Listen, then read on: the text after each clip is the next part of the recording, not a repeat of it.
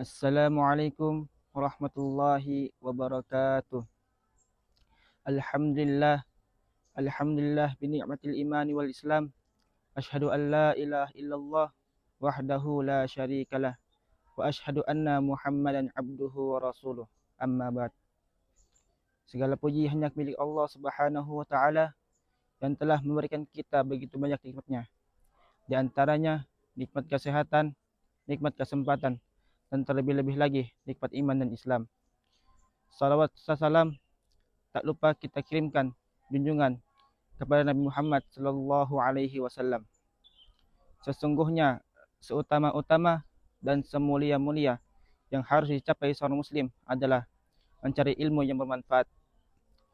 Sebab dengan ilmu manusia dapat mencapai keutamaan.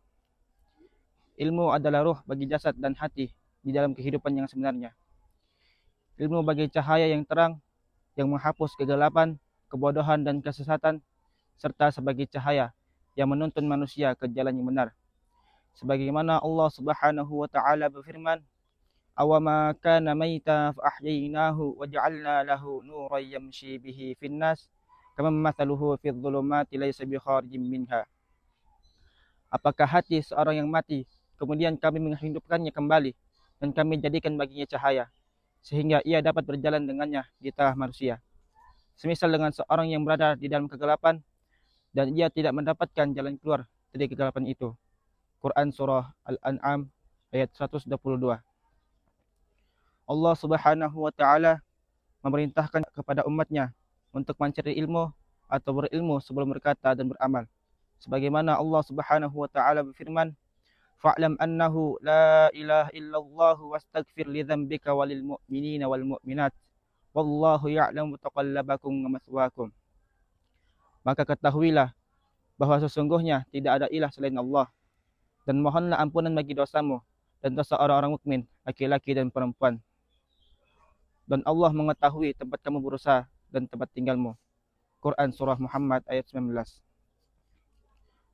Sehubungan dengan ayat ini, Allah Subhanahu wa taala memerintahkan kepada nabinya dengan dua hal, yaitu berilmu lalu beramal atau berilmu sebelum beramal. Hal ini dapat kita lihat dari susunan ayat di atas, yaitu fa'lam annahu la ilaha illallah. Maka ketahuilah bahwa sesungguhnya tiada ilah selain Allah. Ayat ini menunjukkan perintah untuk berilmu. Selanjutnya, perintah ini diikuti perintah untuk beramal, yaitu wastaghfir li dzambik, dan mohonlah ampun bagi dosamu. Dari ayat tersebut dapat kita ketahui bahwa urutan ilmu mendahului urutan amal, karena ilmu merupakan syarat keabsahan perkataan dan perbuatan. Dalam ayat lain Allah Subhanahu wa taala juga berfirman, "Wala taqfu ma laysa laka bihi 'ilm, innas sam'a wal basara wal fu'ada kullu ulaika kana anhu mas'ula." Dan janganlah engkau mengucapkan sesuatu yang engkau tidak memiliki ilmu tentangnya, karena sesungguhnya pendengaran, penglihatan dan hati semuanya akan ditanya. Quran Surat Al-Isra ayat 36. Dari sini dapat kita ambil kesimpulan bahwa Islam mewajibkan ilmu terlebih dahulu sebelum berkata dan berbuat. Inilah pendidikan yang sangat tinggi di dalam Islam yang mendasari segala sesuatunya dengan ilmu. Mungkin cukup sekian yang dapat saya sampaikan. Kurang dan lebihnya mohon dimaafkan. Assalamualaikum warahmatullahi wabarakatuh.